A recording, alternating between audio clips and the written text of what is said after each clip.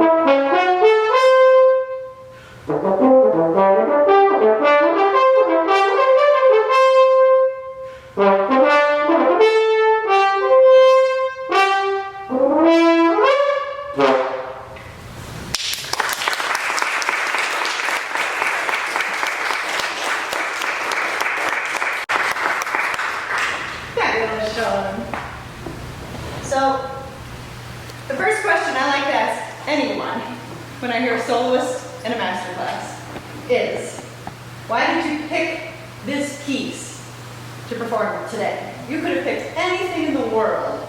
Yes. You could have picked transcriptions, you could have picked unaccompanied repertoire. Why this? I just feel like this is a French piece and we can like French horn and it has so many colors and different approach of the sound. Like instead of like loud playing, soft playing, with new, without new, and hand stop things, quick and slow, legato and the staccato. So it can really show also the range, the high range and the bottom range of the horn. So it's really nice showpiece. I'm sorry, we don't have a accompanist. It's really awkward when the process. It should be like piano part is also fabulous. So I just wanna show what I'm like, what I can do on the horn, especially in this piece can show the entire thing. I think he nailed it on the head. For me, especially since this is a very, I would say, popular recital piece, it's a competition piece. It shows everything that the horn is capable of, but it also shows what you as a musician are capable of. So to me, I want to hear, I'm so glad that Xiang said color. I want to hear gesture, shape, style. En forêt, we want this, I would say, recollection of a hunting horn in the forest and all these episodic periods of what this traveling horn perhaps experiences. So to me, my job is to help you bring out those facets of what you're already doing really brilliantly. I also like to pick my favorite quality moments when I hear a player. My favorite note was muted in the lyrical section. Can you play that spot for us one more time? Always expand from a point of beauty in your playing. This note was just simply an expensive pearl. There's no other way to describe it. It had color, vibrato, shimmer. You told a story with a single pitch. Can you, yes, right before rehearsal 12. Play the lick for us before there. But now in French music especially, we have to bring out every detail. So I'm going to ask Xiang to take an incredible risk in his playing. He already has the sound, already has the color. Now I want to hear the swell that's so indicative of this just beauty of the pitch. So give us that.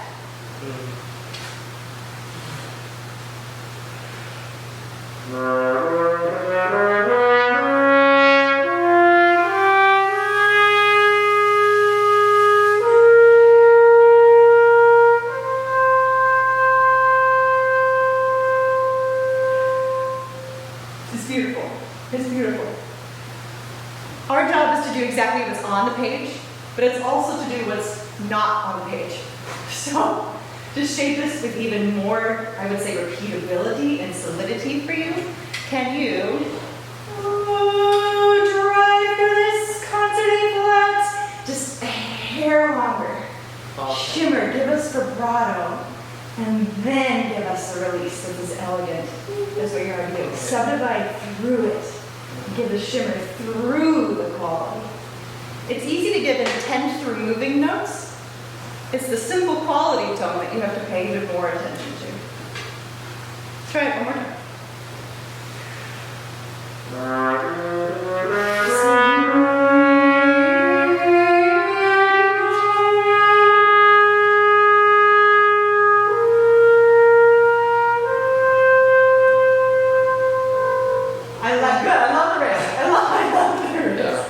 Now we need that sense of stability, that sense of solidity, and that sense of risk, and everything else that you do. So, let's head back to, since you say we have no piano, I'm dying to hear what you would do with a piano. Okay. So I would say that I am a full-time horn player, but I will moonlight in piano playing if someone smiles really nicely at me, which I had no idea was going to spring this idea today. So I'd actually like to have you start. Let's go back to, this is another episodic period where we need to bring out gesture, color, shape, style, detail. Go for me, the primary motive, heading into rehearsal 3. And then you're going to keep playing through the chant section. Okay. So all the way essentially until 8. Okay, so And I'm going to join you. 6, 3 to 8. Yes. Okay.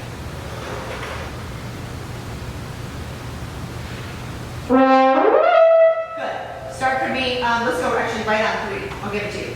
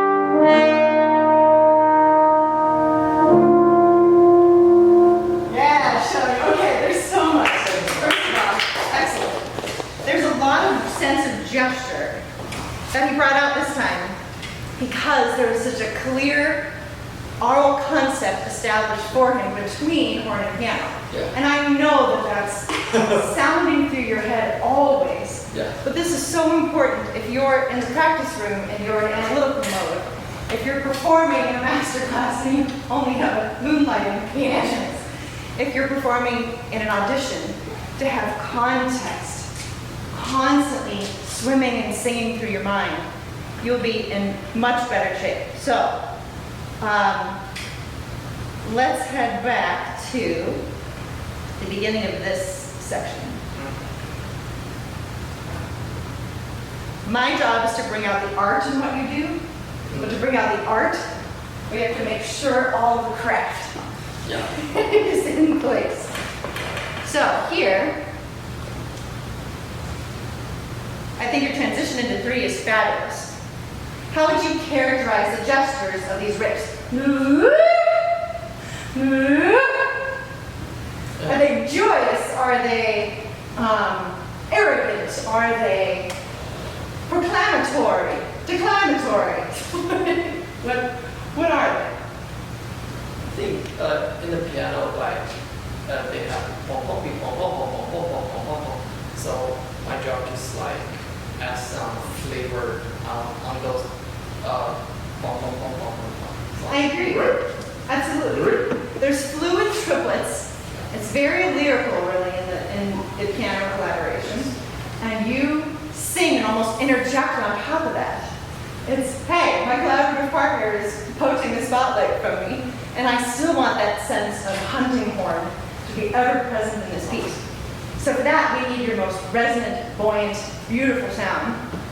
I see you playing on the natural horn, which is exactly what Chung should be doing here. But we want to make sure. We want to use the expensive vehicle that we have to the fullest, which says to me, if we can establish a beautiful sound on that first note and get every harmonic en route, then you get the full sense of the gesture. So horn players, I'm seeing some C horn finger combinations with the tends to be a little bit high. Where you're targeting, and then swap to C horn right on the second harmonic. Good. Now we're going to get off the first note faster and still land the beat top. Much better. Much better. Okay. Dynamically, can we give a little? Now notice the detail. We have to give this. So now that you've established the flow, established good pitch, and you're using the horn to the fullest extent, give us what?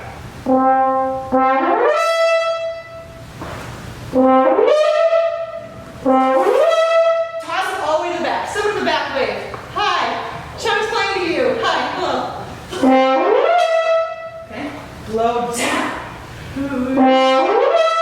Better. Can you get it really even? Play the whole thing up on 3.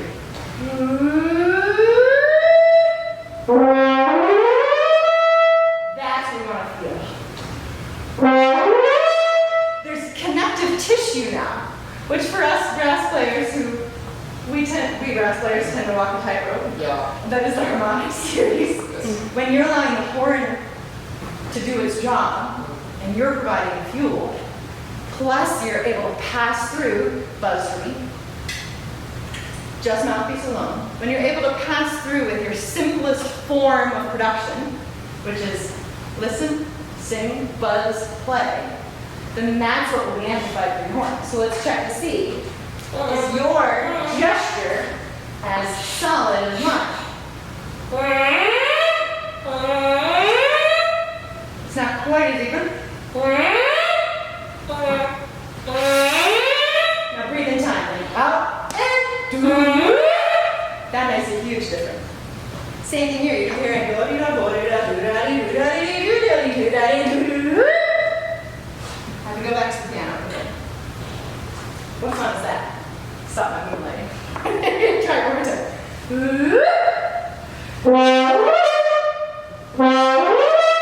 Good. Now get off your G faster. Even softer. Every detail on the page.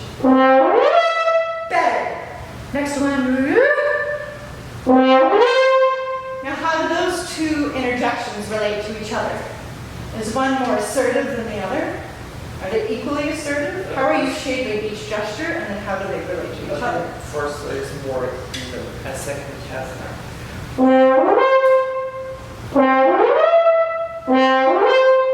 And there's a final moment in the piano too, that resolution, the next bar. It's almost as if there's a bit of a battle between the two characters at this point in the story. So can you give us and then continue. Good. Good. Now plant this. Good. Keep going. Keep going. Good.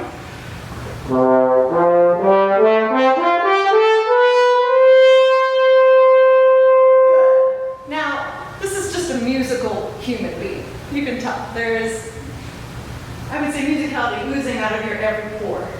So Xiang has a tendency, I'm not sure if anyone else noticed this, to place every gesture very dramatic. I think part of the charm of this piece is when you drive and you lead. There's numerous vivo indications. And then you can respond.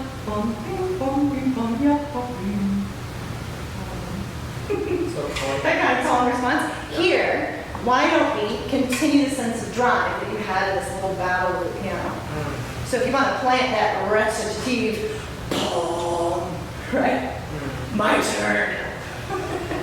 And then the line drives, and then there's this little flitting about horn call that you can hear off in the distance. So it's how do you shape the gesture? Where are you leading to? Do you want that sense of leisure, or do you want the sense of drive? Every choice is really important, especially in this section. You have a lot to make. So are you driving? I'll play with you. I might pull you along. Yes, right on.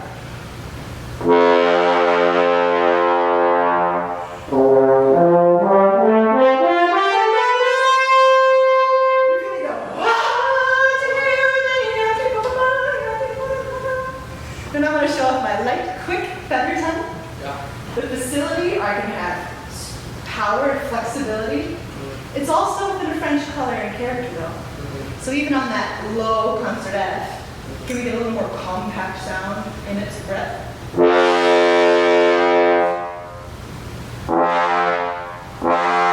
And just a little more zing toward, hi people in the back, playing just for you. That's what I tend to think of in French style solo music, rather than the breadth of what I tend to do in the orchestra with romantic, Germanic music. This is almost a really intimate moment with someone that's more compact in the back.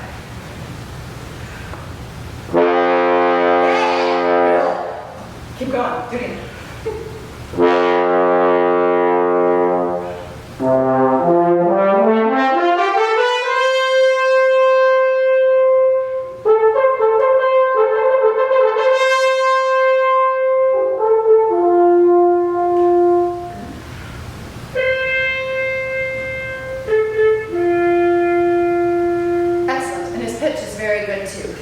Ideally, horn players for stop horn, he should be able to get in one swift motion. Get that nice zing, that metallic, distant color. So you're super efficient. Your craft is working really well for you. For me, it's just how are you building intensity or releasing intensity in your gestures throughout the section. This is great. I love this thing. And the piano, you have these sparkling, just quick little light 16ths high in the range. So to me, you want to create that blend with that color in the piano, whether or not it's there. So in this spot, yes, it's a distant hunting horn, but what if it's a bit of a piper? What if it's a bit of a flute effect? Very compact, very light. Will you try it from?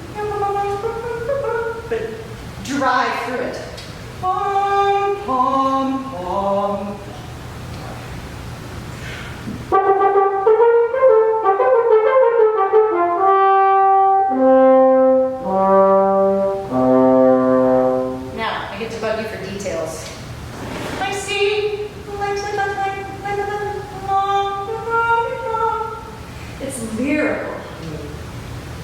thing if you're playing in a very classical style. There tends to be either a lift or a lilt.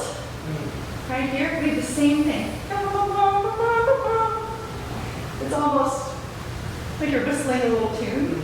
The whole thing doesn't need to be pecky and short and soft. Notice the details. Good, the whole thing got.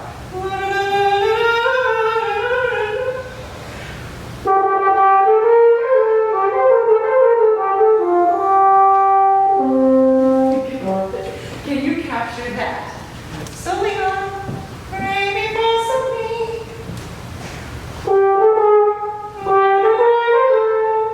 it's an entirely different approach to production.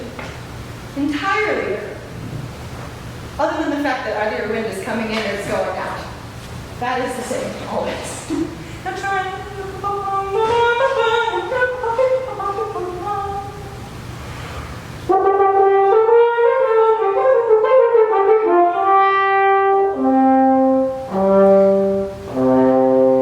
That's so interesting to listen to.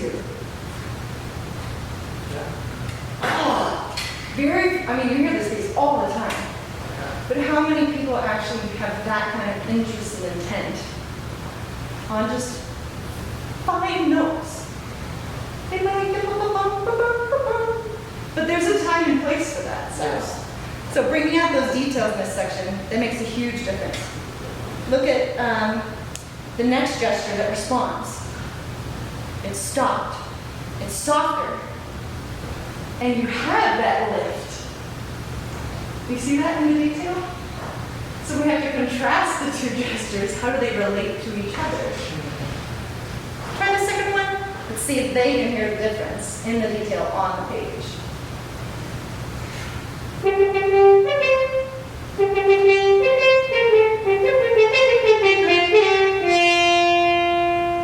Now here it does say, by the way, that's stellar. It's really good. Poco a poco agitato. To me, at the prior phrase, you get a little bit of a place.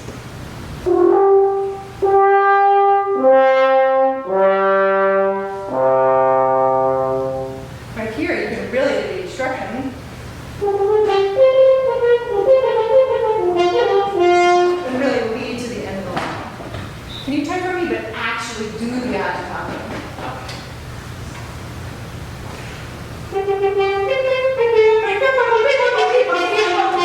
Yeah, that's better. Good. And then same thing on the next lick. That drives. What is your intent? What are you trying to say with each gesture? And then respond accordingly with the next.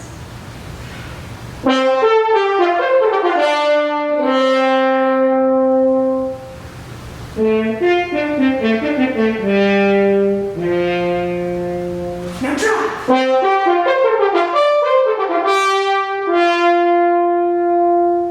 Now call.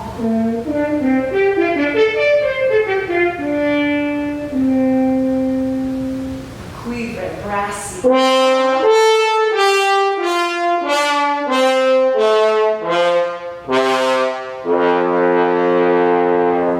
Can you play the whole gesture without needing to breathe?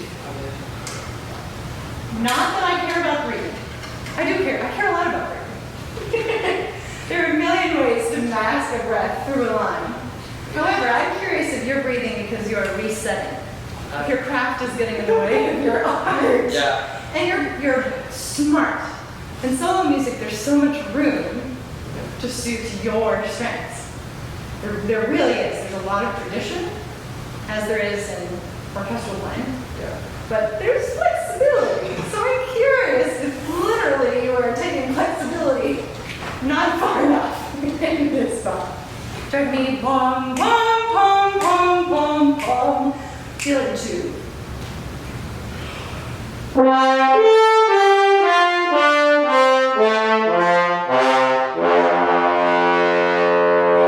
You proved me wrong. I love when That now can you pull it back here to the tempo you wanted. Mm. But now we don't lose the line having to go Yeah. halfway through.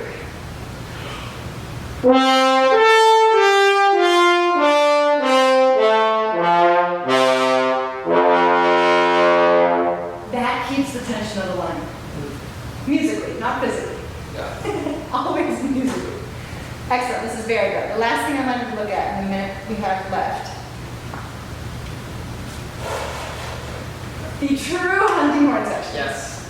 You knew I was coming for I'm ready. you. You knew. Can I hear? There's no, I mean, if I stand on a chair, I will invariably fall off of it. This chair is not quite wide enough of a base to get the true theatricality that I'm looking for, but at least give me a solid stance. Give me bells up, hunting horn style, and play. Risk, especially for the trills. This is just exhilarating in this section.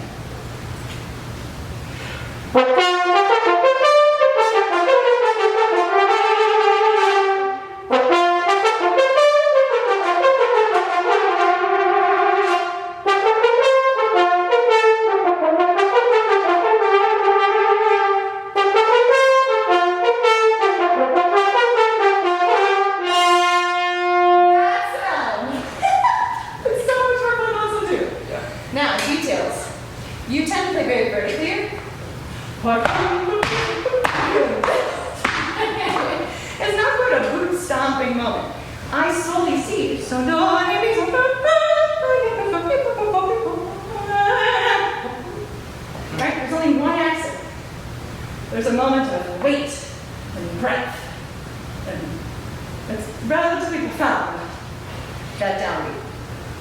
But I don't see any anywhere else, on any other gesture. So again, detail. Plus it'll help your line maintain a sense of horizontal flow. If you put your hand back in that bell, you better barely. So let's keep it as open as possible. Let's capture that same glorious hunting horn, F horn sound that you have.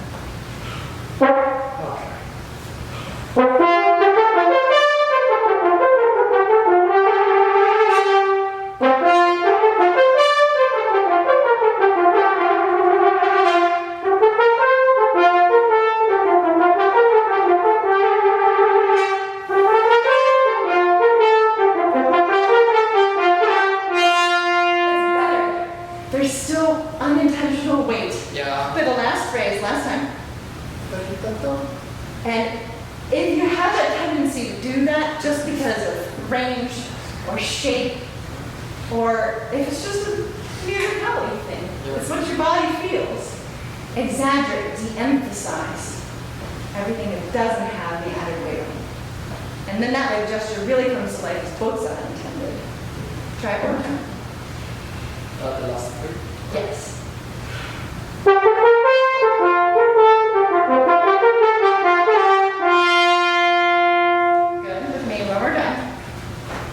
Joyous. 1, 2.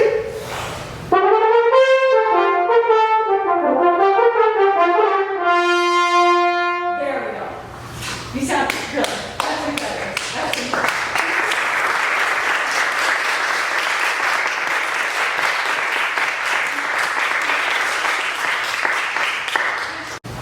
Torrin, come on up. What did you decide? What are you playing? Perfect. Tell the fine people what you are, number 1, please.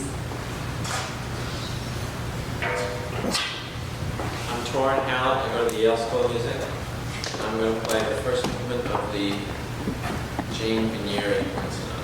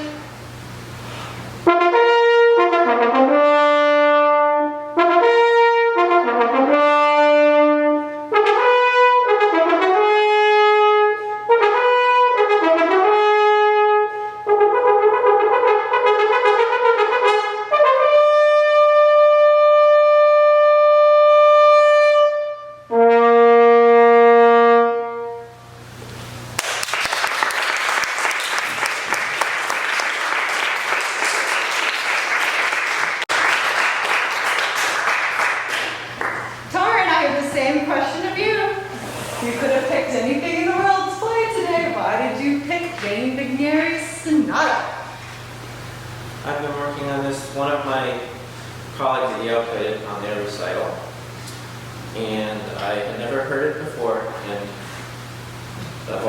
she played a lot of pieces really, really well. So I just reached out and grabbed me. So this is what I decided to work on while I'm here.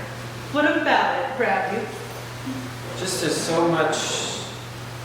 There's rhythmic energy to it. There's contrast with the fast parts and the slow parts, but also within the slow parts, there's lots of push and pull harmonically, and then plays into rhythm and tempo stuff.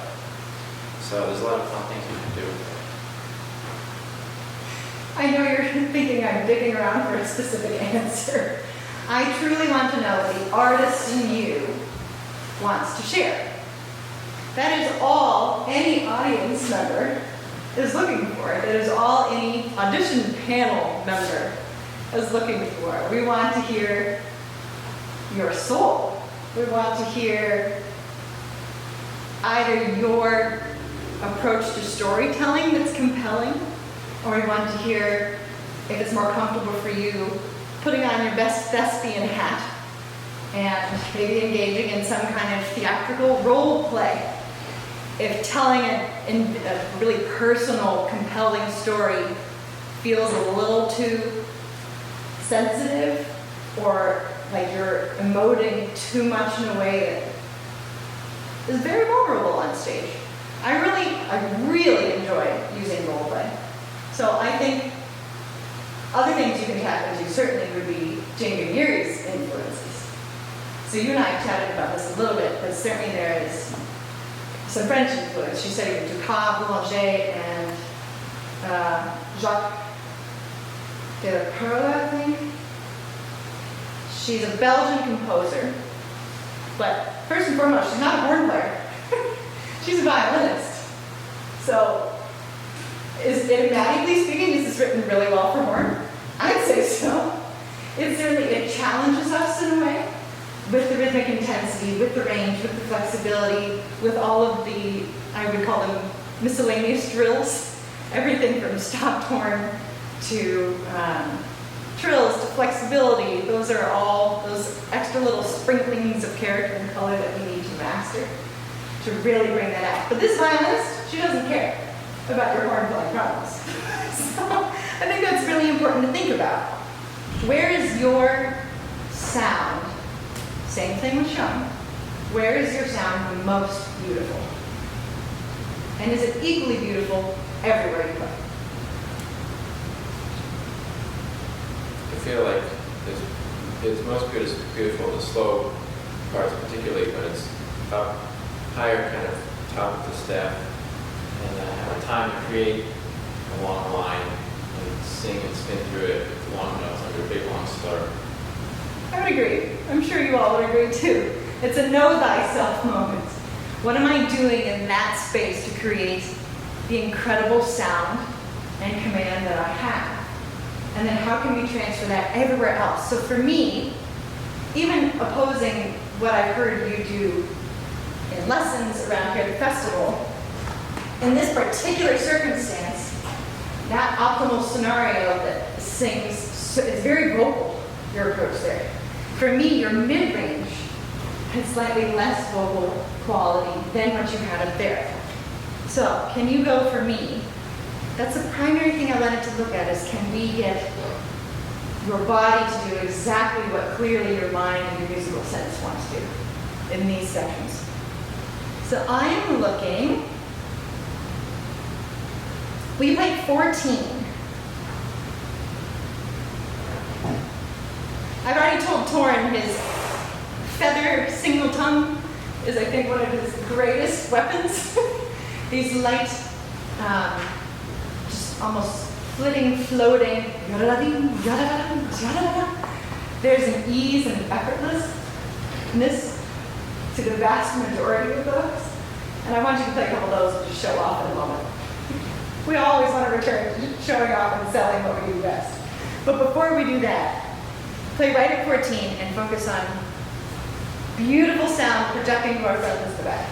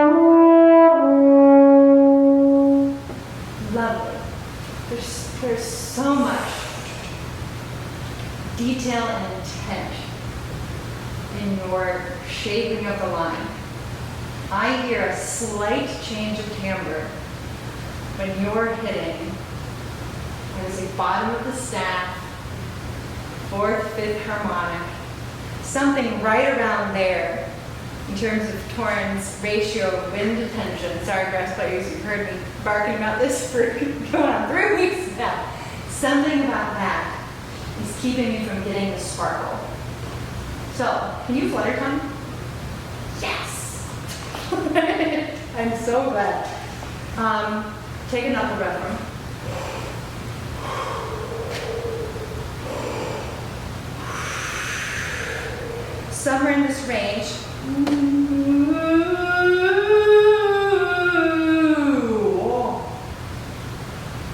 The closer my vowel starts to evolve from an ooh to an oh. So right away when I'm thinking oh, it reminds me of this really relaxed, free knuckle breath. So let's try layering a few tricks here. Will you simply take a knuckle breath for me? And then when you're ready, play at 15.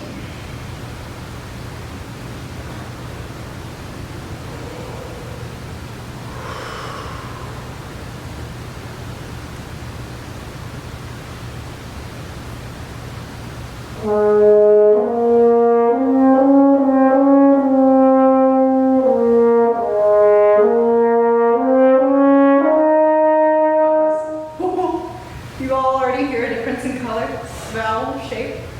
Just something that simple. So I tend to think, breathe in, what comes out? That's kind of second horn like. I have to play regularly over 4 octaves. And that is the best way that I can prepare myself. Breathe in, what comes in. It's that simple.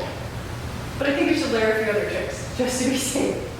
Let's take it even further. When you took the knuckle breath, what do you feel physically? On the inhale. Expansion, lower, down, and yeah. Not necessarily sink, but certainly not rising. Everything's staying down. Relax. I totally agree. It's if I just sit down, I mean, we are in a chapel. If I just sit down, have that quiet moment of meditation or prayer or whatever it is, I am trusting, I am relaxed, I am feeling a sense of ease. I see that in your whole body. And we want to capture as much of that as possible, regardless of the range you're in. But truly, second horn trick, this mid-range, this goes for all of you, at least brass players, I'm hoping winds too.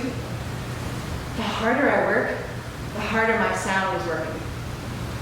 So if we can detach your body as close to a yawn as possible, holy moly, that's going to take you at least 3/4 of the way there. So for me, it sounds like your body is on board with you, apart from your oral cavity. So can you yawn with me? Everyone feel free. You all know I embrace a good yawn, provided that it's art and craft related. I'm not boring, usually. Take one more from me. What happens to your tongue and your oral cavity? Good. Thank you, person out there. What shape do you feel? Tongue goes down. Tongue goes down. Already the space that I'm filling with my air is much broader. It's as if you're playing in a small practice room at school, friends, compared to this chapel, compared to the concert hall stage, compared to the finest halls in the world. I want you to create, in this range and lower especially, the most beautiful, acoustically sound, expensive concert hall in the world. So I find for me the easiest and fastest ways to do that, and I'll do this in auditions behind a screen. Only a few personal managers have looked at me like I've lost my marbles, but you can do it here, these kind people, hold on. Yawn, and then we're going to feather tongue. We're going to flutter tongue. Because to maintain the flutter, you're going to have constant flow, and then you'll have that open oral cavity at the same time in this range. So I'd like to hear.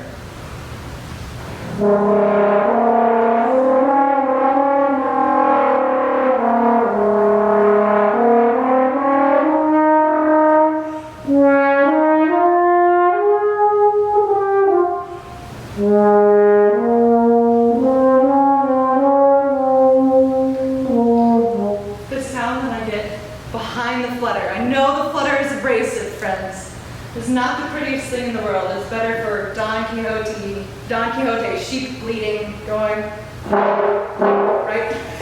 It's a better effect in that context. But here, it'll get your body on board. Will you try it for me?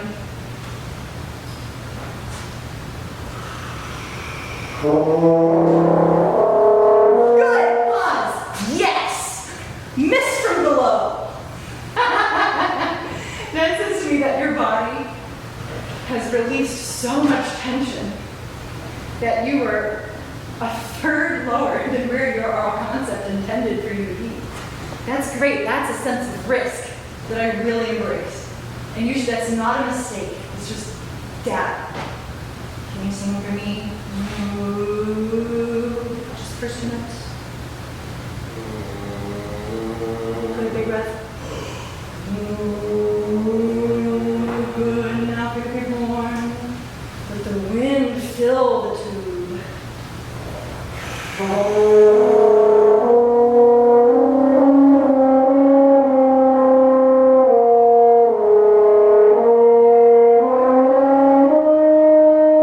Good. You feel the tongue. You can almost feel it, brass players, that the tongue's about to go.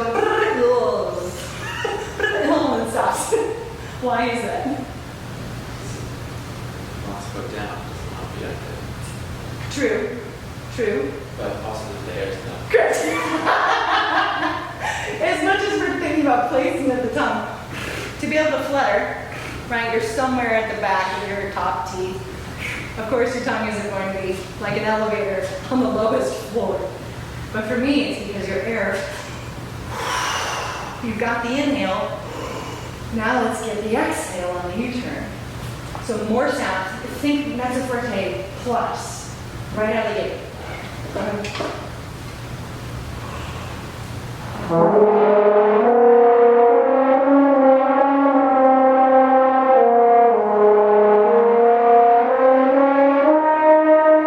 Good. Now, same thing. Flutter the first half of each bar and release the flutter on the second half of each bar.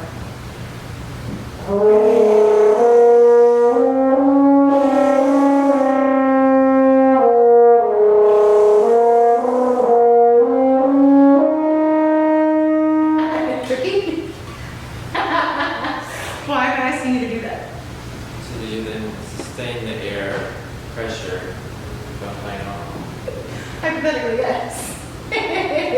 And frankly, the goal is for you to simply enjoy the sound that is layered below the flutter. I don't feel like you're enjoying it yet. Can you waste more fuel? That's a good thing, friends. For now, air is free. Sorry, Eastman people who are here. I also teach the Eastman School of Music. I say this constantly. Air is good, and I shall use it. So, repeat after me. Air is good. Air is good. And I shall use it. In abundance, baby. So same exercise. Flutter. The first half of the bar, and then release and enjoy.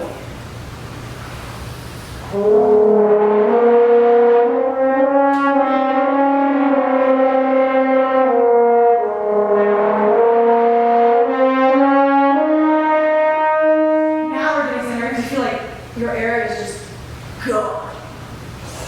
We'll pick your tempo back up, but waste the air. Regular? Yes. You can put the tongue down for a little bit.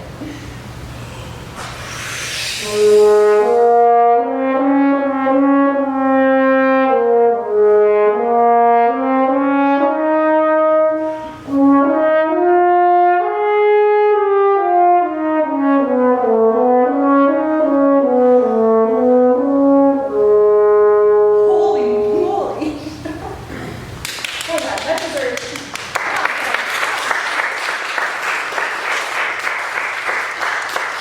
Now, to me, you got a little excited.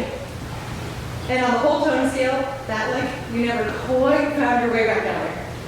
So, I dare you to reach the contract that is having really good non-negotiables. Non-negotiables, friends, are the 3 T's: tone, tune, and time. You have to have great sound, you've got to play in time, you really got to play in tune. I don't care about your pitch right now. I dare you to fuel and fill the space to the point where you're almost flat.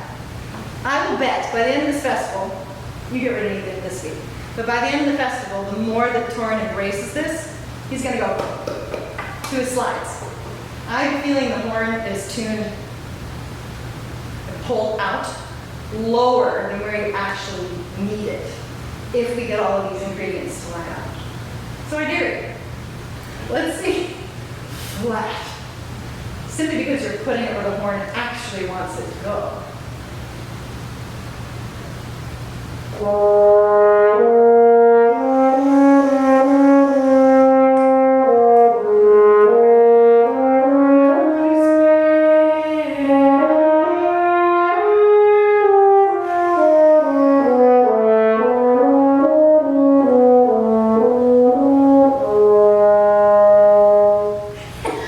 He refuses. Look at that. You are applying all of your might to the code of conduct, which is please play in tune at all times. It was perfectly in tune. Your fingering options are incredibly smooth, and the vowel and the timbre were consistent just because you took the risk. I dare you to play flat next time. But to me, this is exactly what you need in this whole section. Do the stop clicks too. I'm practically in a state of total relaxation. It's the lazy person's register. Very anti my personality, but for some reason I like it. In this range. Try it. Yawn, flutter, and then stop, slur. You all hear it? We're a little ooh instead of oh. Can you sing for me? Oh, oh, oh. Are you too young for the reference? I hear a couple people chuckling in there. This is oh, thank goodness. And please don't go. Just to be clear. Oh, wee, oh. Oh, oh, oh.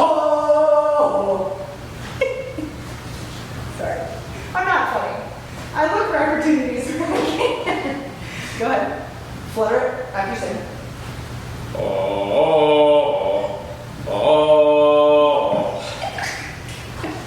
He's gonna get back at me later for this and pretty sure. Flat. You hear it flat. Oh.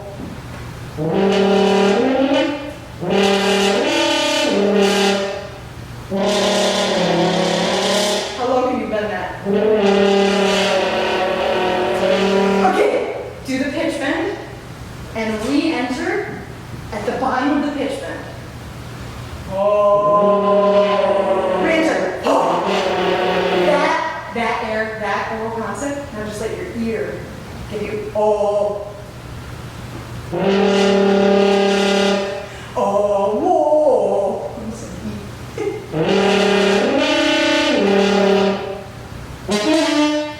Guard.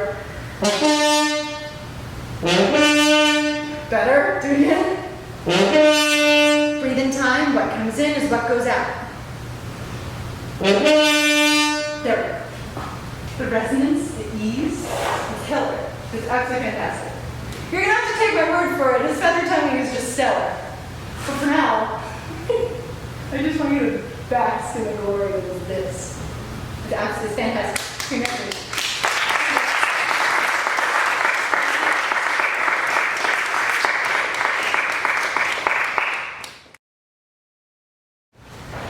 Who wants to pick Frank's mock audition order?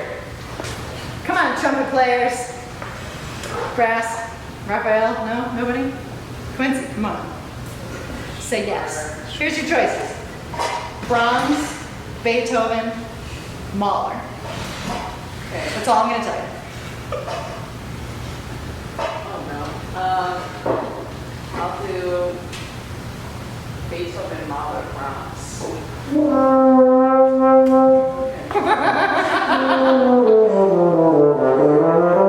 hope he doesn't know where you live. Because there might be scorpions. Oh, awesome. Sorry.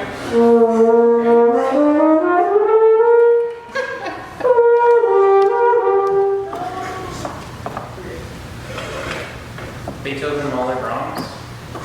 Yes? Yeah. Sure. Thanks.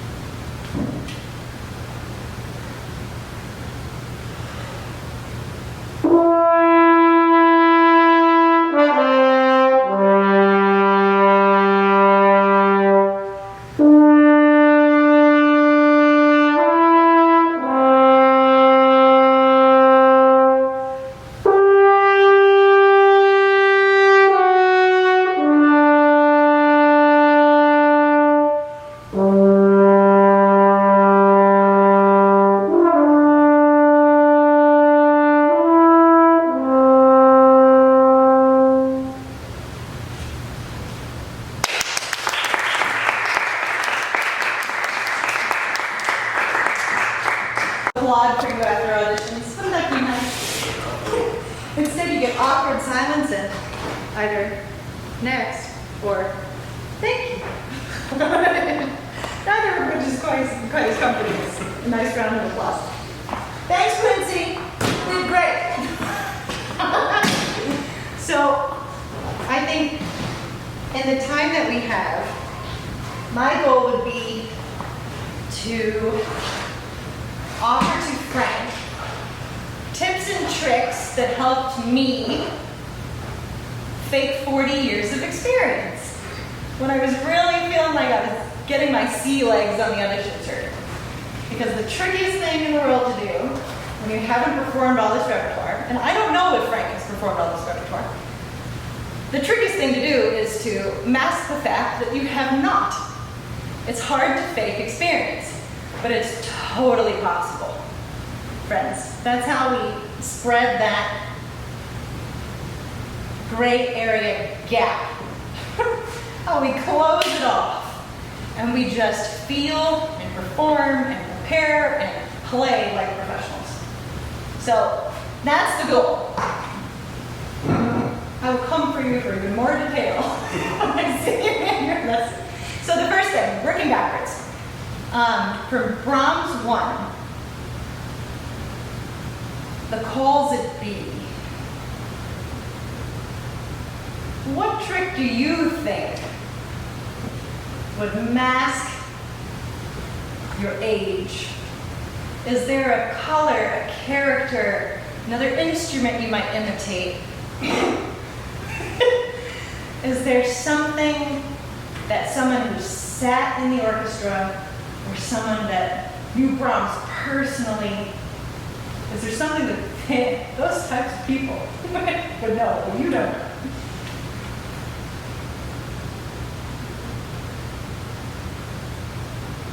Not sure. How about, Like an owl horn? there it is! No, like an elk horn. Exactly, an elk horn. What is an elk horn? It's an ancestor to the French horn. It's played in the mountains. The Brahms probably heard when he was in the mountains. Writing this melody to Claire Schumann. I'm recording enough. Okay, so I need our music director at the Rochester Philharmonic Orchestra, who is very German. I need him to sing the text in this whole section. I'll call him, get him to fly down. All right. But the first thing I notice is that Frank plays ping, pong. If you're hearing an owl horn sounding 4 miles away, are you going to hear a clear frontal note? Heck no. No way. But Frank has been trained very well. He knows clarity, beautiful fronts, clean articulation, sound with beautiful response and color. I can tell you've been trained very well, but it's the color that I like. Can you go C horn for me?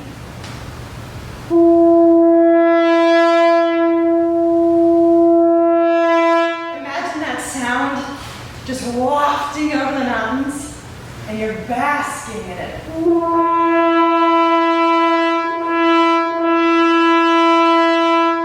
Brahms 1, friends, it's that easy to mask the fact that you don't have 40 years of experience that someone else in the orchestra might actually have. It's that knowledge, and you absolutely have the command of craft right off the bat. So, same thing when second horn enters. I don't want to go.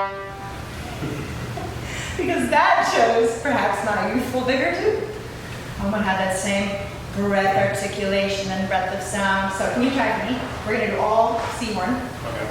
the whole call, and I'm going to play in context. This is the other thing, friends. If you have not performed these pieces, you have to sit down with your friends and play section excerpts. It's the sole reason why I'm going to get the horns up to play Mahler with Frank. That is the best, at least first step. Unless you can get an 80-piece orchestra at the snap of a finger, it's good for you if you can do that. But at least two of us is going to give you what you need.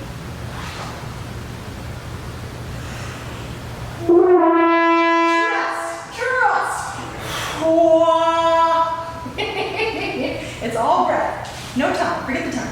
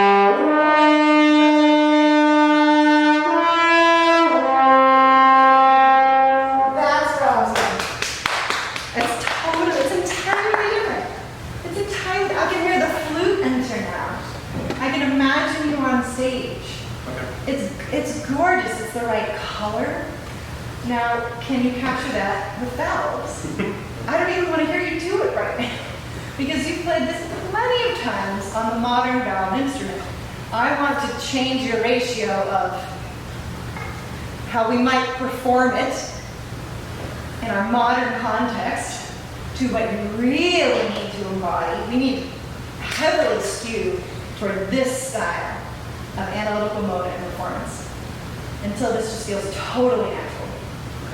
It's beautiful. Same thing with the second horn entrances.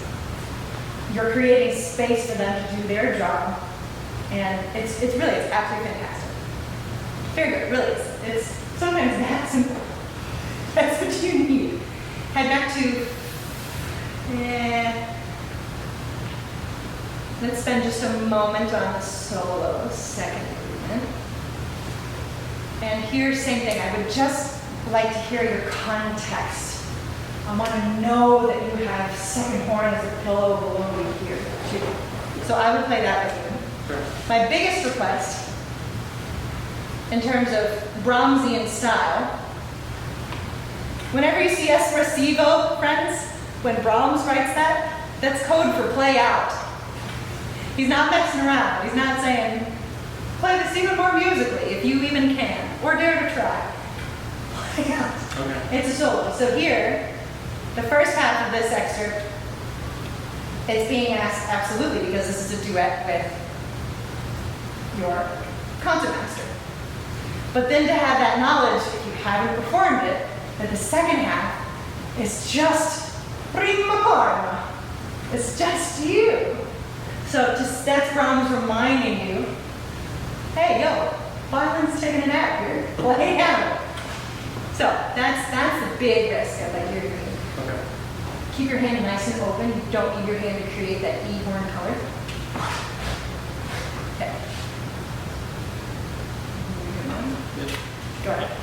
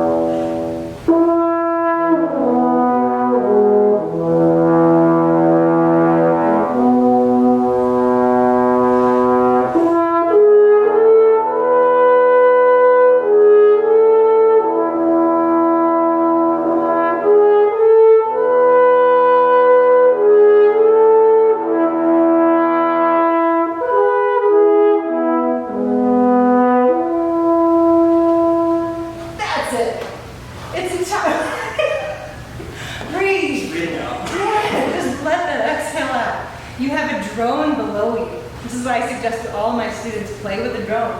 You truly have a drone in a lot of the standard romantic repertoire. It's there for you to sink into. Your pitch was already improved. It felt like a duet, not like I need to play this because it's asked of me in an audition. I hear the music, which is all your panel is longing for if we're talking about this in terms of an audition context. It's stunning. Did you all hear the espressivo, especially horn players that know where it is? Was it sung sufficiently? Could you use even more? Just nod your head for me. Just say yes. Okay, thank you. You can't as much use vibrato in Brahms. It's a little much. For we horn players, we get in trouble if that's our color and sparkle choice. It has to be a richness of sound. So can I just hear you play that on the F horn? So no trigger. Okay. Keep your hand nice and open joint. I'm using aural cons. You can tell it's a very different color than I had on Enforay. That's light, French, compact. This is every romantic bone Frank has in his body. I want to hear it via the vehicle that is the F horn. Can you try for me this, Espressivo? Second. Yeah. Mm-hmm.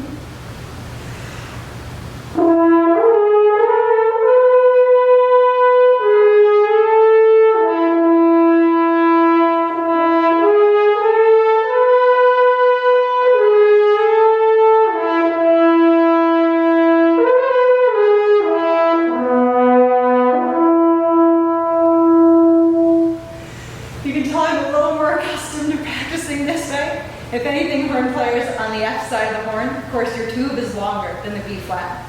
So you have to use your air more fully, more richly, more abundantly.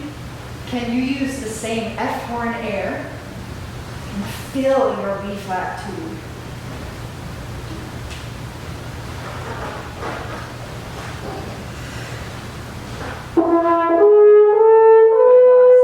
Sing. Shut your eyes for just a second. Everyone can do this. It doesn't have to be a romantic love. Choose a deep love that you have for someone, something, a moment in time.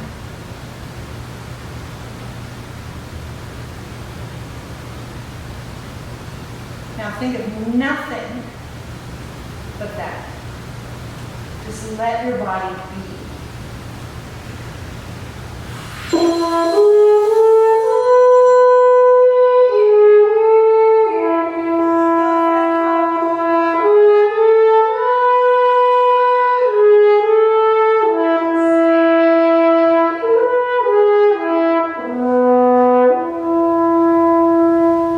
Good, now you just take your time. You take your time.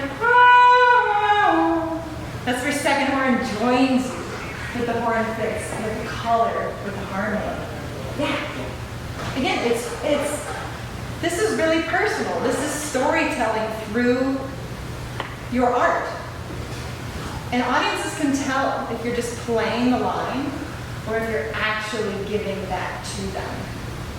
So I think it works for you personally. Whatever. So I think for time's sake, I would like to do the Beethoven with you when I see you separately. Okay. In terms of storytelling, I don't hear the peasant country dance with like a hint of Landler, a hint of waltz. There's quirk, there's rhythmic eccentricities, there's lift, there's line.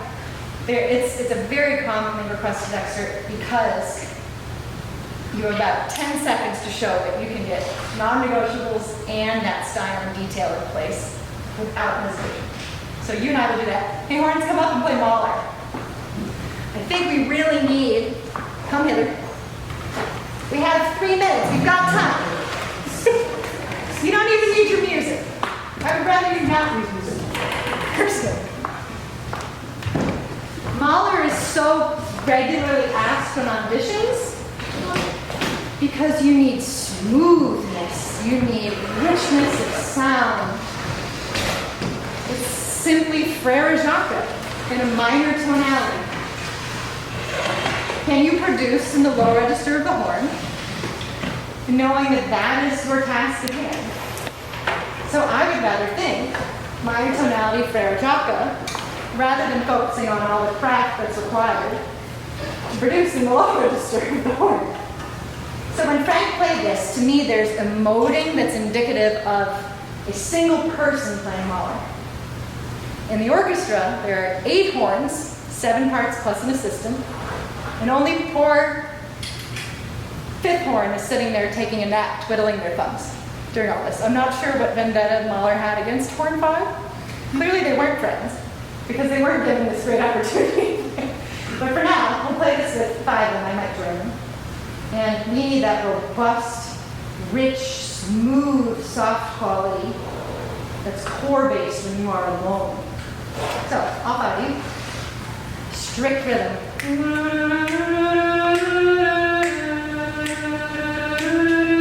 No stylizing. No creative license in terms of rhythm, pitch, or tone. All 5 of you together in very cold. But you never warm up because you never cool down. One of my favorite teachers said. Ready?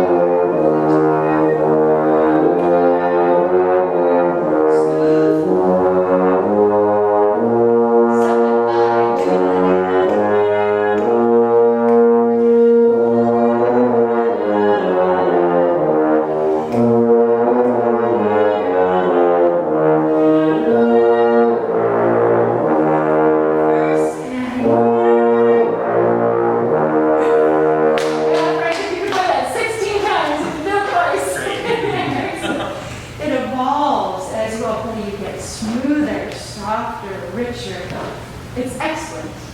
That's what you have to hear when you play in the audition context. So if anybody has any questions, let me know. I'll be here for the rest of the week. But thank you to those of you that did play, and all 5 of you. Thanks for joining from all. Thank you.